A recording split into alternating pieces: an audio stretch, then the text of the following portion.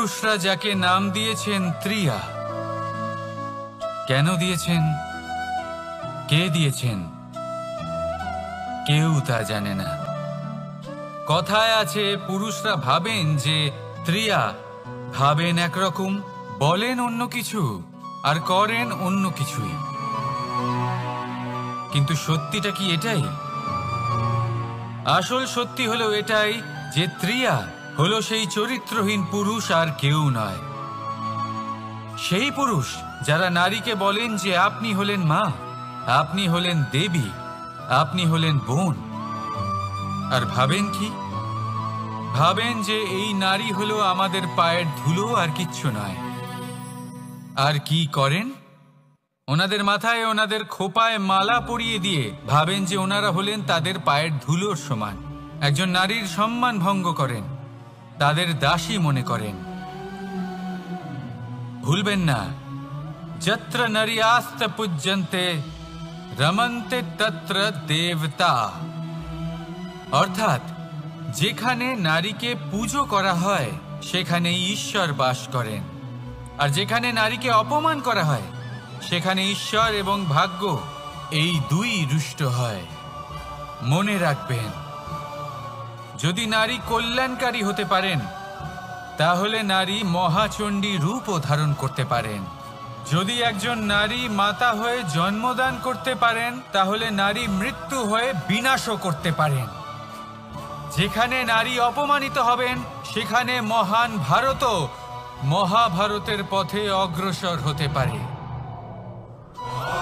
তাই মনে রাখবেন, নারীর অপমান যেন কখনোই না ঘটে। আর যদি কোথাও নারীর অপমান হয় তার অর্থ হলো আপনার বিনাশ আপনার দিকেই আসছে, আর এটা হলো তার প্রথম পদক্ষেপের প্রথম পদধ্বনি।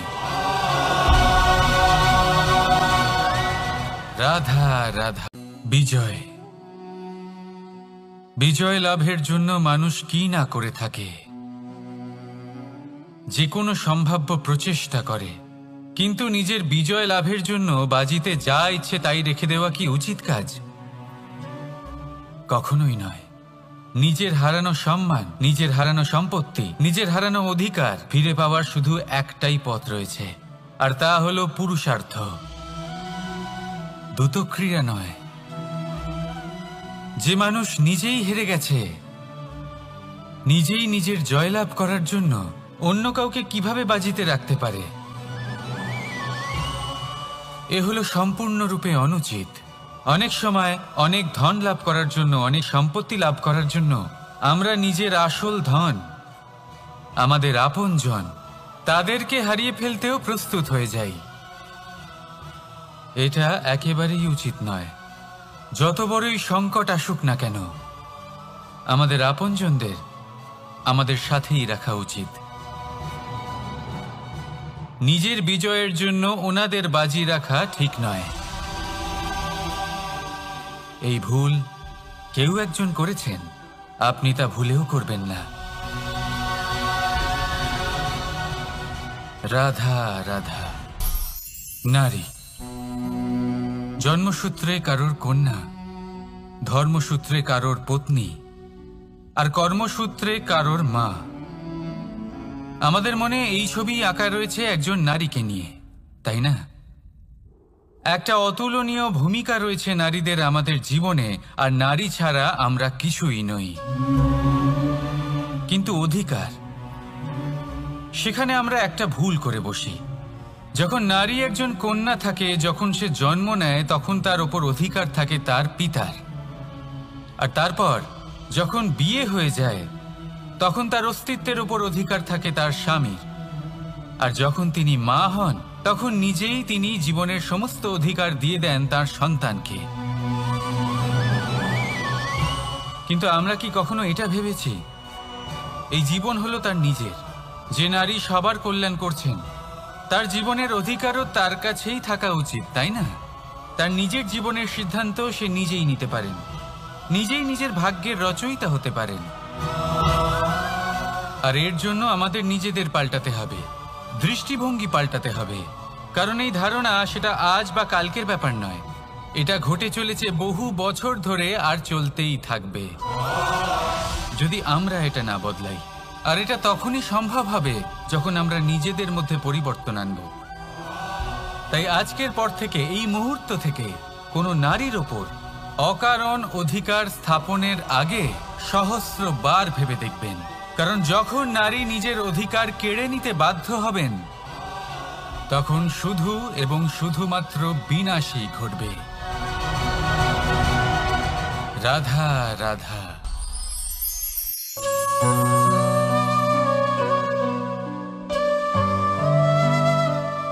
নারী,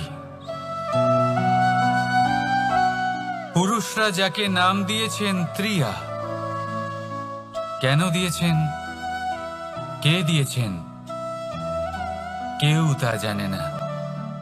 কথায় আছে, পুরুষরা ভাবেন যে ত্রিয়া, ভাবেন একরকম, বলেন অন্য কিছু, আর করেন অন্য কিছুই।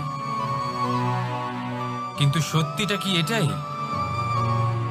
আসল সত্যি হলো এটাই যে ত্রিয়া হলো সেই চরিত্রহীন পুরুষ আর কেউ নয়।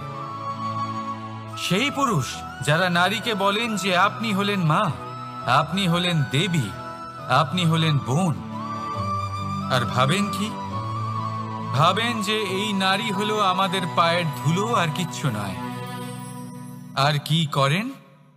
ওনাদের মাথায়, ওনাদের খোপায় মালা পরিয়ে দিয়ে ভাবেন যে ওনারা হলেন তাদের পায়ের ধুলোর সমান। একজন নারীর সম্মান ভঙ্গ করেন, তাদের দাসী মনে করেন। ভুলবেন না, যত্র নারীয়াস্ত পূজ্যন্তে রমন্তে তত্র দেবতা। অর্থাৎ যেখানে নারীকে পুজো করা হয় সেখানে ঈশ্বর বাস করেন, আর যেখানে নারীকে অপমান করা হয় সেখানে ঈশ্বর এবং ভাগ্য এই দুই রুষ্ট হয়।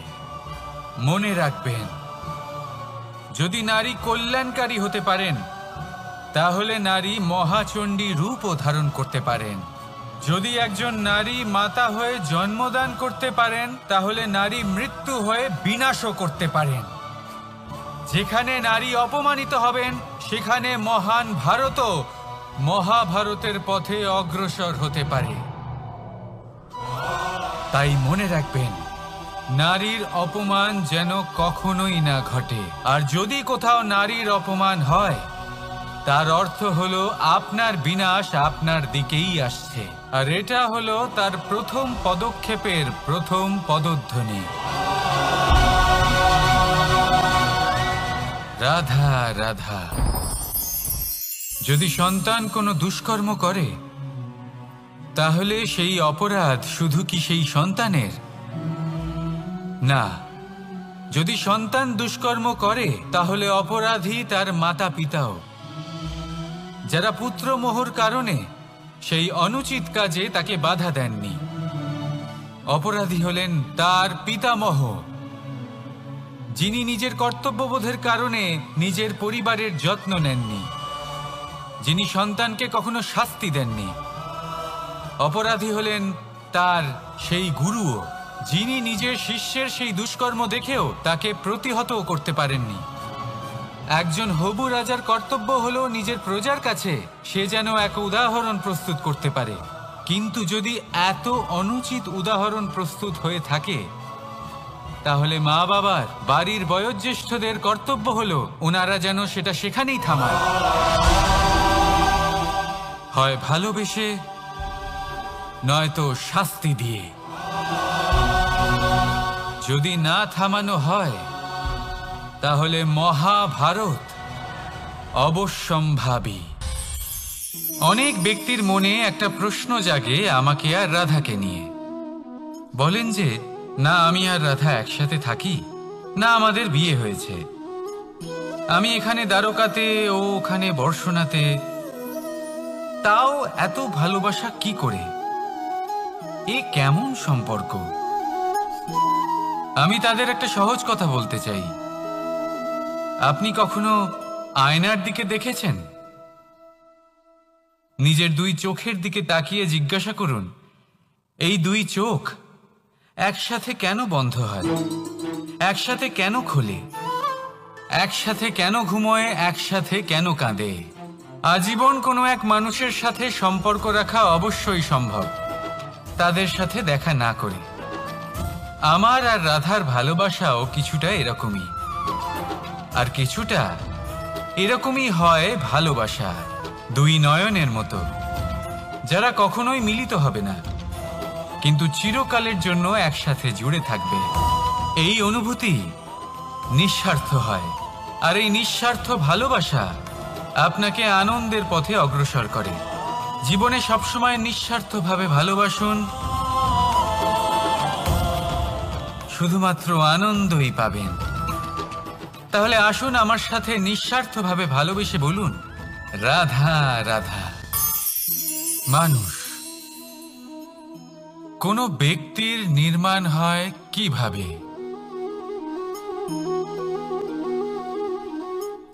কেউ বলবেন পঞ্চতত্ত্বের দ্বারা, কেউ বলবেন আত্মা, দেহ ও চেতনার দ্বারা, কেউ বলবেন ঈশ্বরের কৃপার দ্বারা, তো কেউ বলবেন এই প্রকৃতির পরীক্ষার দ্বারা। না, মানুষের নির্মাণ হয়ে থাকে বিশ্বাস দ্বারা। ব্যক্তি তখনই গড়ে ওঠেন যখন ব্যক্তিত্ব থাকে, ঠিক কিনা? আর ব্যক্তিত্ব তখনই হবে আর সেরকমই হবে যেরকম বিশ্বাস আপনি নিজের উপরে রাখবেন। যদি আপনি মনে করেন আপনি বিষের ন্যায় হবেন, তাহলে আপনি বিষাক্তই হবেন। যদি আপনি এটা মনে করেন যে আপনি অমৃতের ন্যায় হবেন, তাহলে আপনি অমরই হয়ে যাবেন। যদি আপনি নিজের উপরে বিশ্বাস রাখেন যে আপনি সংসারের সব থেকে উঁচু পর্বতের শিখরে পৌঁছতে পারবেন, তাহলে আপনি অবশ্যই পৌঁছবেন।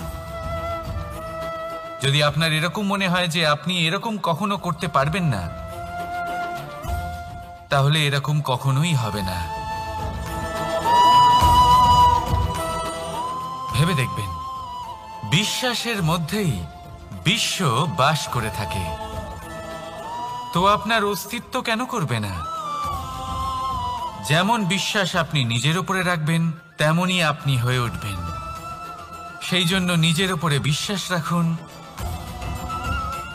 আর হ্যাঁ, ভালোবেসে বলুন, রাধা রাধা।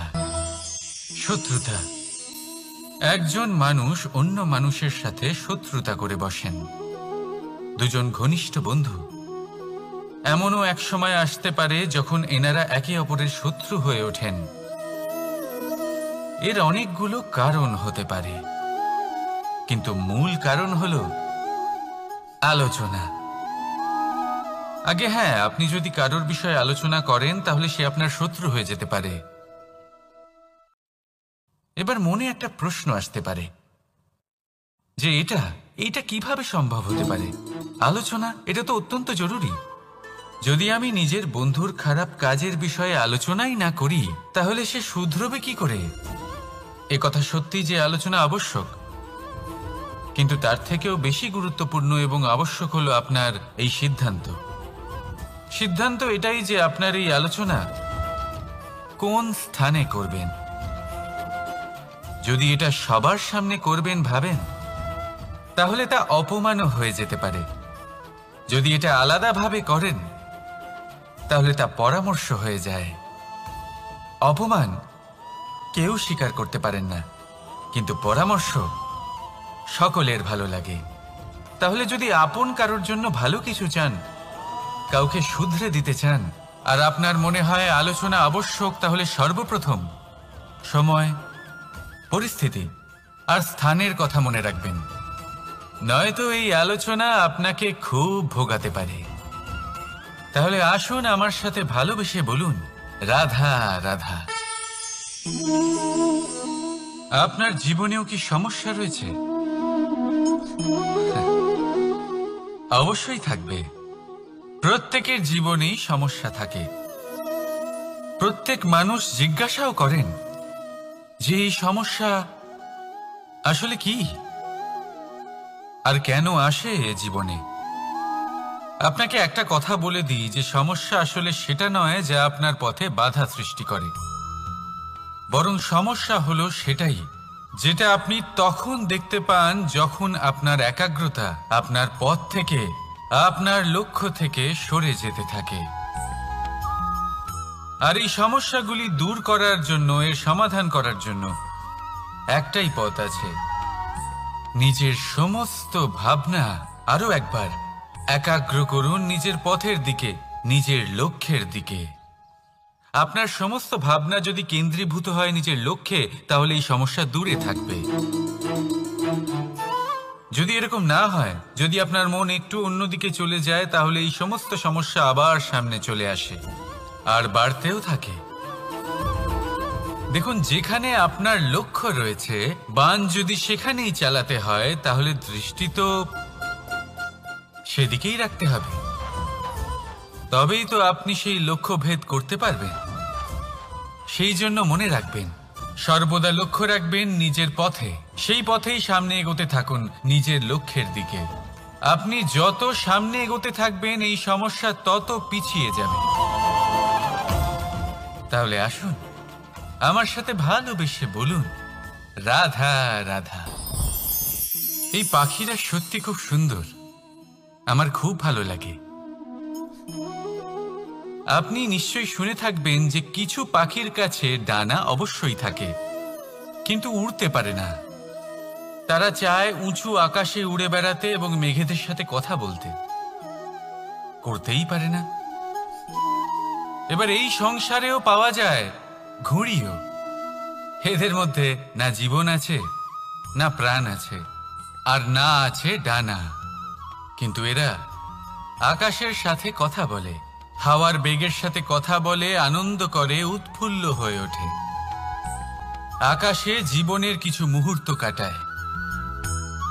তার কারণ কি হতে পারে? কারণ হলো সুতো। এই সুতো যদি সঠিক হাতে থাকে, তাহলে এই কাগজের তৈরি ঘুড়িও আকাশের উচ্চতায় উড়ে বেড়াতে পারে। এবার এই সুতো আসলে কি? এই সুতো হলো আসলে ভালোবাসা, এই সুতো হলো আসলে বিশ্বাসের। আর এটা আপনি দিয়ে থাকেন তাদের হাতে যাদের আপনি বিশ্বাস করেন, যাদের আপনি নিজের সর্বস্ব দিয়ে দেন। ভেবে দেখুন, এই ভালোবাসা আর বিশ্বাসের সুতো আপনি যদি সঠিক মানুষের হাতে দিয়ে দেন, তাহলে আপনি অনেক উচ্চতায় উঠতে পারবেন, আকাশের উচ্চতায় উড়ে বেড়াতে পারবেন, মেঘের সাথে কথা বলতে পারবেন, পাখিদের মতো উড়তে পারবেন, যা ইচ্ছে তাই করতে পারবেন। শুধু এই মানুষ সঠিক হতে হবে, এমন একজন মানুষ যার মনে আপনার জন্য ভালোবাসা রয়েছে, এমন এক মানুষ যার মনে কোনো স্বার্থ নেই, যিনি পরোপকারী, এমন একজন ব্যক্তি যিনি আপনার অস্তিত্বকে বাইরে নিয়ে আসতে পারবেন, তাকে উজ্জ্বল করে তুলবেন। তাহলে ভালোবাসুন, আনন্দ করতে থাকুন, আর এই আনন্দ সহকারে বলুন, রাধা রাধা।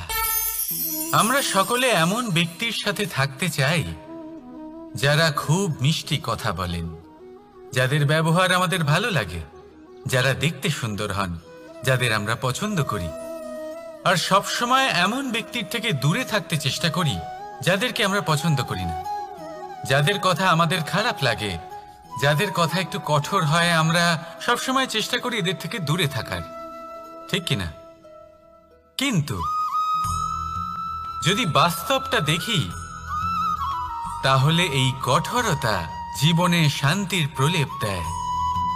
ওষুধও একটু কড়াই হয়, কিন্তু এ কি করে? আমাদের সুস্থ করে তোলে। ঠিক সেইভাবেই ভালোবাসার এই অধ্যায় একটু কঠিন, একটু কড়াও মনে হতে পারে, কিন্তু এর ফল সবসময় আপনাদের স্বাস্থ্যের পক্ষে ভালোই হয়। সেই জন্য যদি কেউ আপনার নিন্দে করে, আপনাকে কড়া কথা শোনায়, আপনার ব্যাপারে আলোচনা করে, তার মানে এটা নয় যে সে আপনার শত্রু। হতে পারে তিনি আপনার বন্ধু হন, আপনার জন্য ভালো চান, আপনাকে শুধরে নিতে চান, আপনার মধ্যে কোনো পরিবর্তন দেখতে চান। সেই জন্য কখনো কারোর কথা শুনে বা কাউকে দেখে প্রাথমিকভাবে এই সিদ্ধান্ত নেবেন না যে তিনি আপনার শত্রু হন নাকি আপনার বন্ধু হন।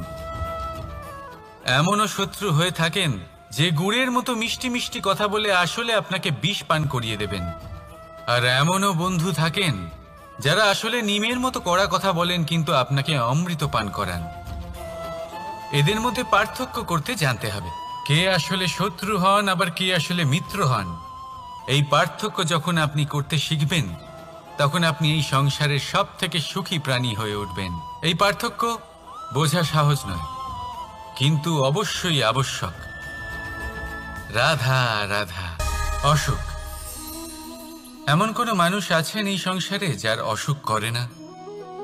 প্রত্যেক মানুষ কখনো না কখনো অবশ্যই অসুস্থ হয়েছে, তার এই শরীর রোগের শিকার অবশ্যই হয়েছে। এবারে দেখুন, এই রোগ আসে আবার এই রোগ চলেও যায়, কিন্তু সেই রোগ আমাদের কষ্ট দিতে কেন সক্ষম হয়? কারণ হলো স্বচ্ছতা। যদি এই স্বচ্ছতা শরীরে না থাকে তাহলে মানুষকে শারীরিক কষ্ট পেতেই হবে। ঠিক সেইভাবেই অত্যন্ত প্রয়োজনীয় হলো এই স্বচ্ছতা যেন মনেও থাকে। যদি এই স্বচ্ছতা মনে না থাকে তাহলে মানুষ চারিত্রিকভাবে কষ্ট সহ্য করেন। এবারে নিবারণ কি হতে পারে? বড়ই সহজ এর উপশম। যদি রোগ শরীরে হয় তাহলে সর্বপ্রথম স্বচ্ছতা বজায় রাখতে শিখুন, এই শরীরকে পরিষ্কার রাখতে শিখুন। বিচক্ষণতার সাথে এই রোগের সম্মুখীন হন, ভয় পাওয়ার কোনো দরকার নেই। ব্যায়াম করতে থাকুন, সব ঠিক হয়ে যাবে। সেইভাবেই যদি এই অসুখ মনে হয় তাহলে কি করা যায়? সর্বপ্রথম তার আধারের উপরে নজর দিন। আপনার এই আধারই হলো আপনার আহার। যা আপনি আহার করবেন সেরকমই মানুষ হয়ে উঠবেন। সেইভাবেই আপনি যেরকম ভাবেন সেরকমই মানুষ হয়ে উঠবেন। সেই জন্য নিজের ভাবনাকে শুভ করুন, নিজের দৃষ্টিভঙ্গিকে শুভ করে তুলুন, সব কিছু সঠিক হবে। আপনার আমার সবার মধ্যেই এক রাক্ষস বাস করে, তার সম্মুখীন হন, তাকে পরাস্ত করুন। তাহলে এই রোগ সে শরীরেই হোক বা মনের মধ্যে, যদি সঠিক সময় তাকে আটকানো না যায় তাহলে যে কোনো সময় তা মহামারীর রূপ ধারণ করবে। সেই জন্য সাবধানে থাকুন, সুস্থ থাকুন। তাহলে আসুন আমার সাথে ভালোবেসে বলুন রাধা রাধা। বাজ পাখিকে পক্ষীরাজ বলা হয়। বাজের আয়ু হলো মোটামুটি 70 বছর। এবার 40 বছর হতে হতেই ওদের পালক লম্বা এবং ভঙ্গুর হয়ে যেতে থাকে, ঠোঁট বেঁকে যায়, ডানা ভারী হয়ে যায়, অর্থাৎ আগের মতো উড়তে পারে না, সেই শক্তি থাকে না। এবার সেই বাজ কি করবে? বাজ সব থেকে কঠিন নির্বাচন করে, নির্বাচন নিজের পুনর্স্থাপনার। সর্বপ্রথম একটা বিশাল পর্বতে যায়, একান্তে নিজের এক বাসস্থান তৈরি করে, আর তারপরে পাথরের সাথে নিজের ঠোঁট বারবার আঘাত করতে করতে সেই ঠোঁট ভেঙে ফেলে। তারপরে সে অপেক্ষা করে সেই ঠোঁট পুনর্নির্মাণ হওয়ার। তারপর সেটাই করে নিজের পালকের সাথে। তারপরে নিজের ডানা থেকে এক এক করে ভারী পালকগুলো ছিঁড়ে ফেলে দেয়। আর তারপর 150 দিনের এই যন্ত্রণা সহ্য করার পরে ও ফিরে পায় নিজের ওড়বার অনন্য ক্ষমতা, সেই শক্তি। আর তারপরে ও জীবনের পরবর্তী 30 বছর বাঁচে। কি বুঝলেন আপনি? যদি ইচ্ছে শক্তি থাকে তাহলে একজন দুর্বলও শক্তিশালী হতে পারে। আপনিও এটাই করুন, নিজের অতীতের যন্ত্রণার বোঝাগুলিকে ত্যাগ করুন আর কল্পনার খোলা আকাশে উন্মুক্ত হয়ে উড়ে বেড়ান। নিজের পুনর্স্থাপনা করুন, তবেই সর্বশ্রেষ্ঠ হতে পারবেন। আর মনে রাখবেন, এই ছোট ছোট পদক্ষেপই বড় বড় শিখরে পৌঁছে দিতে পারে। তাহলে আসুন আর আমার সাথে ভালোবেসে বলুন রাধা রাধা। আপনি কি কখনো জলকে নিজের মুঠোতে ধরে রাখার চেষ্টা করেছেন? চলুন আজ করা যাক।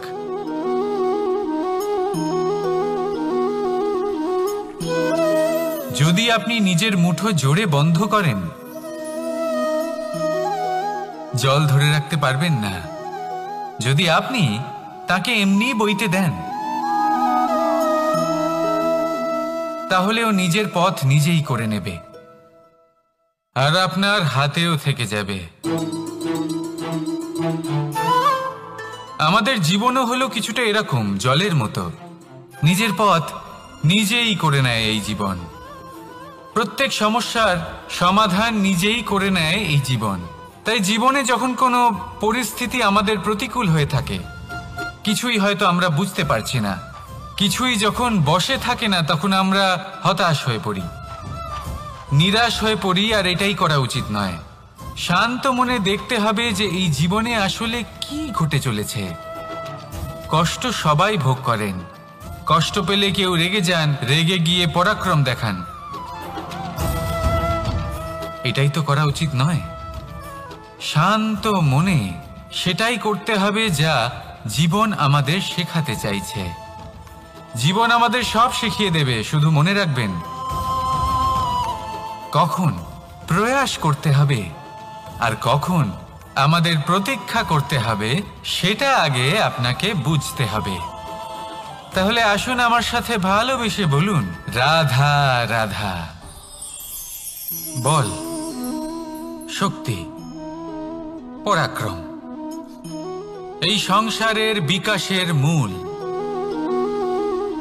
কিন্তু কখনো ভেবেছেন যে প্রকৃতি আমাদের এই বল, শক্তি, পরাক্রম কেন দিয়েছেন? যাতে আমরা জীবনে কারোর উদ্ধার করতে পারি, কাউকে সাহায্য করতে পারি, কারোর জন্য ভালো কিছু করতে পারি, কোনো গরিব অসহায় মানুষের জন্য কিছু করতে পারি। এই বল, এই শক্তির সদ্ব্যবহার করতে পারি। কখনো দেখেছেন এমন মানুষ যার কাছে অসীম শক্তি আছে, কিন্তু তার সাথেই অসম্ভব অহংকারও রয়েছে, যিনি নিজেকে সর্বশ্রেষ্ঠ বলে মনে করেন, খারাপ কাজও করেন। আপনি দেখবেন প্রকৃতি এবং মানুষ তাকে ভাঙতে সর্বদা চেষ্টা করেন। মনে রাখবেন, যতই সুবিশাল পর্বত হোক না কেন, তা যদি পথে পড়ে, তাকে ভেঙে পথ প্রশস্ত করা হয়। যদি আপনার কাছে বল থাকে, শক্তি থাকে, পরাক্রম থাকে, তাহলে তার সদ্ব্যবহার করুন, কাউকে সাহায্য করুন, কাউকে রক্ষা করুন। যদি আপনি আপনার শক্তির দুর্ব্যবহার করেন, তাহলে মনে রাখবেন আপনি নিজের বিনাশ নিজেই আমন্ত্রণ করছেন। এবার বল অর্জন করার পরে, শক্তি অর্জন করার পরে আপনি নিজেকে বিনাশ করতে চান নাকি এই সংসারের উদ্ধার করতে চান, সিদ্ধান্ত আপনার। রাধা রাধা। মানুষ আর ধন, এই দুইয়ের মধ্যে সম্পর্ক খুব ঘনিষ্ঠ। ধন হলো সেই শক্তি যার ব্যবহার মানুষ করে থাকে সাংসারিক বস্তু ক্রয় করার জন্য, নিজের জীবন যাপন করার জন্য। আর মানুষ হলো সেই শক্তি যারা ধনকে গুরুত্বপূর্ণ করে তোলেন। এবার একটা কথা বলি, ব্যবহার করা উচিত ধনকে আর ভালোবাসা উচিত মানুষকে। এটা বেশিরভাগ মানুষই বোঝেন না। মানুষ এখানেই সব থেকে বড় ভুল করে বসেন। তারা ভালোবাসেন ধনকে আর ব্যবহার করেন মানুষকে। এ হলো অনুচিত। দেখুন, আপনি একটা সূচের দ্বারা যুদ্ধ করতে পারবেন না, আর কোনো তলোয়ার দ্বারা বস্ত্র সেলাই করতে পারবেন না, তাই না? কোনটা কিসের জন্য হয় সেটা বোঝা অত্যন্ত জরুরি। আপনিও সঠিক দিকে অগ্রসর হন। মানুষকে ভালোবাসুন আর ধনকে ব্যবহার করুন। যদি আপনি মানুষকে ব্যবহার করেন, তাহলে আপনি ভালোবেসে ফেলবেন ধনকে। আর এই ভালোবাসা ধীরে ধীরে পরিণত হবে লোভে, আর ধীরে ধীরে এটা আপনাকে বিনাশ করে দেবে। তাহলে সমস্ত মানুষকে ভালোবাসুন আর এইভাবে ভালোবেসে বলুন, রাধা রাধা। সাফল্য কে না চান? সাফল্য লাভ করার, শিখরে পৌঁছানোর আলাদাই একটা আনন্দ রয়েছে। আর আপনজনদেরও কে না চান? প্রত্যেক মানুষ চান যেন জীবনে তার কোনো আপনজন থাকে, যারা সবসময় তাদের সাথে থাকবে। কারণ আপনজনের সাথেই তো সাফল্যের আনন্দ সব থেকে বেশি পাওয়া যায়। কিন্তু আসলে কি হয়, অনেক সময় সাফল্যের খোঁজে সেই পথে চলতে চলতে আমরা আপনদের থেকে দূরে চলে যাই। না চাইতেও দূরে চলে যেতে হয়, ওনাদের সাথে সময় কাটাতে পারি না। আর আমরা ভুলে যাই যে সাফল্যের আসল আনন্দ আপনজনদের সাথেই পাওয়া যায়। সফল হওয়ার পরে আপনদের সাথে দেখা হলে তাদের চোখে আমাদের জন্য যে আবেগ থাকে, যে সম্মান, যে প্রেম থাকে, সেটাই হলো আসল পুরস্কার। আমরা সেই কথা ভুলে যাই এবং একা হয়ে পড়ি। বেশিরভাগ সময় এটাই হয়। বেশিরভাগ সময় সফল মানুষগুলি একা হয়ে যান। এবার আপনি কি চান? আপনি অসফল হয়ে দিনগুলি একাকিত্বে কাটাতে চান, নাকি সফল হয়ে আপনজনদের সাথে আনন্দে থাকতে চান? সেই সিদ্ধান্ত আপনার।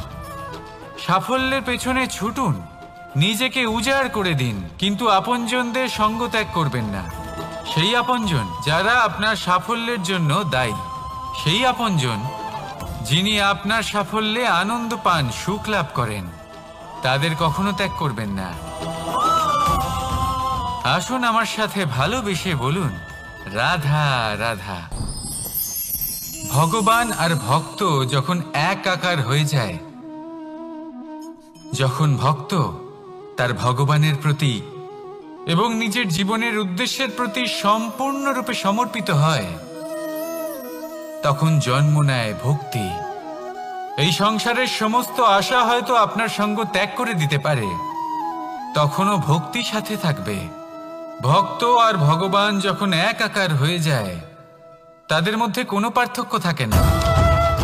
তারা এক হয়ে যায়, এক ব্যক্তিত্ব, এক অস্তিত্ব। সেই জন্য কখনো জীবনে যে কোনো রূপেই, যে কোনো প্রকারেই, যে কোনো ঈশ্বরকে মান্য করুন।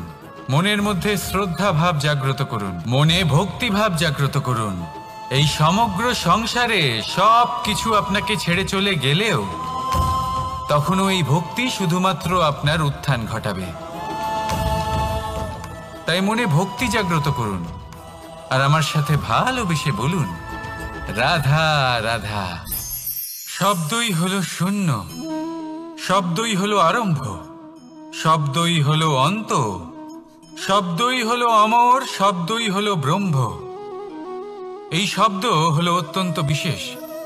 কেউ কাঁদলে তাকে হাসিয়ে তোলে, কেউ হাসলে তাকে কাঁদিয়ে দেয়। কারোর মনে উদ্দীপনা জাগিয়ে তুলতে পারে, আবার কারোর মনে কাঁটা হয়ে বিঁধে থাকতে পারে। একটা অত্যন্ত গুরুত্বপূর্ণ কথা যা বোঝা অত্যন্ত আবশ্যক। আপনার মন, আপনার হৃদয় যতই শুদ্ধ হোক না কেন, যতই পবিত্র হোক না কেন, আপনার দৃষ্টিভঙ্গি যতই স্পষ্ট হোক না কেন, যদি আপনার কথা পবিত্র না হয়, যদি আপনার শব্দ শুদ্ধ না হয়, তাহলে তা আপনাকে আপনার কর্মফল ভোগ করতে বাধ্য করবেই। একটা সহজ উদাহরণ দিই। আপনার জীবনে এমন কেউ অবশ্যই থাকবেন যাকে আপনি পছন্দ করেন না, যিনি হয়তো অধর্মী মানুষ, যিনি হয়তো দুর্বুদ্ধি সম্পন্ন মানুষ, কিন্তু তার জন্য অপশব্দ প্রয়োগ করলে তার মধ্যে কোনো পরিবর্তন আসবে না, তার মানসিকতা বদলাবে না, শুধু মনে প্রতিশোধ স্পৃহা জেগে উঠবে, মনে হিংসা জাগবে, আর কিচ্ছু নয়। সেই জন্য নিজের শব্দকে নিয়ন্ত্রণ করুন, নিজের কথা সংযত করুন। শ্রেষ্ঠ থেকে শ্রেষ্ঠতর মানুষকেও সাবধানী হতে হয়, কারণ যদি এই শব্দের প্রয়োগ সঠিক না হয়, তাহলে আজীবন মানুষকে নির্বাক হয়ে থাকতে হতে পারে। তাহলে নিজের শব্দ নিয়ন্ত্রিত রাখুন, নিজের কথাকে শুভ করুন, এতে প্রেমবোধ জাগিয়ে তুলুন, আর সেই প্রেমবোধ নিয়েই বলুন, রাধা রাধা। বরদান এবং অভিশাপ, এই দুই হলো একই মুদ্রার দুটি পিঠ। এই বরদান আমরা অনেক কারণে পেতে পারি। কখনো নিজের পরিশ্রমের কারণে, কখনো নিজের তপস্যার কারণে, কখনো আমাদের পূর্বপুরুষদের কর্ম ও তপস্যার কারণে। কিন্তু এই বরদান কতক্ষণ বরদান থাকবে তা আমরা নিশ্চিত করতে পারি না। তা সুনিশ্চিত করে শুধুমাত্র আমাদের কর্ম। যদি আপনাকে উদাহরণ দিই, আপনি রেশমের কীট দেখেছেন? ও বরদান পেয়েছে যে ও নিজের সুরক্ষার জন্য খোলস বানাতে পারে। এবারও তাতে এত মত্ত হয়ে যায় যে এমন এক আবরণ বানিয়ে ফেলে যাতে সে নিজেই আবদ্ধ হয়ে চাপা পড়ে মরে যায়। এটার তাৎপর্য কি? তাৎপর্য খুবই সরল। গর্ব করা খুবই ভালো, কিন্তু অহংকার করা কখনোই উচিত নয়। যদি অহংকার মনের মধ্যে প্রবেশ করে, তাহলে এই বরদান অভিশাপে পরিণত হতে সময় লাগে না। আর যদি কর্মশ্রেষ্ঠ হয়, তাহলে অভিশাপ বরদানে পরিণত হয়। তাহলে আসুন শ্রেষ্ঠ কর্ম করুন আর আমার সাথে ভালোবেসে বলুন, রাধা রাধা। সুখ, দুঃখ, মৃত্যু, মহামারী এগুলো কখনো বলে আসে না, আবার জিজ্ঞাসা করেও আসে না। এমনই হয় দ্রুত ক্রীড়ার এই খেলায়। এক কারাগারের মতো, একটা মাকড়সার জালের মতো। যেমন একটা মাকড়সার জাল একটা পোকাকে নিজের দিকে আসতে আকর্ষিত করে নিজের চমকের দ্বারা, নিজের গঠন দ্বারা, সেরকমই দ্রুত ক্রীড়ার এই খেলা মানুষকে নিজের দিকে আসতে প্ররোচিত করে। শেষে গিয়ে মানুষ আটকা পড়ে। পার্থক্য শুধু এটাই, যখন এক পোকা এই জালে জড়িয়ে পড়ে তখন সে তার প্রাণ হারায়। মানুষ যখন এই দ্রুত ক্রীড়ায় আকর্ষিত হয় সে নিজের মান, নিজের ধন সব কিছু হারায়, নিজের বিবেক হারিয়ে ফেলে। কিন্তু আপনি আপনার বিবেক কখনোই হারাবেন না। যদি আপনার মনে লোভ চলে আসে আপনি লোভী হয়ে ওঠেন। যদি আপনি দ্রুত ক্রীড়ার এই খেলায় আটকা পড়েন তাহলে মনে রাখবেন এই খেলা থেকে ফিরে আসা প্রায় অসম্ভবই বলা যায়। নিজের বিবেক কখনো হারাতে দেবেন না, কারণ বিনাশ আসার প্রথম লক্ষণ হলো বিবেকের বোধ চলে যাওয়া। এই প্ররোচনায় কখনো পা দেবেন না। আর আমার সাথে ভালোবেসে বলুন, রাধা রাধা। বিজয়, বিজয় লাভের জন্য মানুষ কি না করে থাকে, যে কোনো সম্ভাব্য প্রচেষ্টা করে। কিন্তু নিজের বিজয় লাভের জন্য বাজিতে যা ইচ্ছে তাই রেখে দেওয়া কি উচিত কাজ? কখনোই নয়। নিজের হারানো সম্মান, নিজের হারানো সম্পত্তি, নিজের হারানো অধিকার ফিরে পাওয়ার শুধু একটাই পথ রয়েছে, আর তা হলো পুরুষার্থ, দ্রুত ক্রীড়া নয়। যে মানুষ নিজেই হেরে গেছে, নিজেই নিজের জয়লাভ করার জন্য অন্য কাউকে কিভাবে বাজিতে রাখতে পারে? এ হলো সম্পূর্ণরূপে অনুচিত। অনেক সময় অনেক ধন লাভ করার জন্য, অনেক সম্পত্তি লাভ করার জন্য আমরা নিজের আসল ধন, আমাদের আপনজন, তাদেরকে হারিয়ে ফেলতেও প্রস্তুত হয়ে যাই। এটা একেবারেই উচিত নয়। যত বড়ই সংকট আসুক না কেন আমাদের আপনজনদের আমাদের সাথেই রাখা উচিত। নিজের বিজয়ের জন্য ওনাদের বাজি রাখা ঠিক নয়। এই ভুল কেউ একজন করেছেন, আপনি তা ভুলেও করবেন না। রাধা রাধা। নারী জন্মসূত্রে কারোর কন্যা, ধর্মসূত্রে কারোর পত্নী, আর কর্মসূত্রে কারোর মা। আমাদের মনে এই ছবি আঁকা রয়েছে একজন নারীকে নিয়ে, তাই না? একটা অতুলনীয় ভূমিকা রয়েছে নারীদের আমাদের জীবনে, আর নারী ছাড়া আমরা কিছুই নই। কিন্তু অধিকার, সেখানে আমরা একটা ভুল করে বসি। যখন নারী একজন কন্যা থাকে, যখন সে জন্ম নেয় তখন তার ওপর অধিকার থাকে তার পিতার, আর তারপর যখন বিয়ে হয়ে যায় তখন তার অস্তিত্বের উপর অধিকার থাকে তার স্বামীর। আর যখন তিনি মা হন তখন নিজেই তিনি জীবনের সমস্ত অধিকার দিয়ে দেন তার সন্তানকে। কিন্তু আমরা কি কখনো এটা ভেবেছি এই জীবন হলো তার নিজের? যে নারী সবার কল্যাণ করছেন তার জীবনের অধিকারও তার কাছেই থাকা উচিত, তাই না? তার নিজের জীবনের সিদ্ধান্ত সে নিজেই নিতে পারেন, নিজেই নিজের ভাগ্যের রচয়িতা হতে পারেন।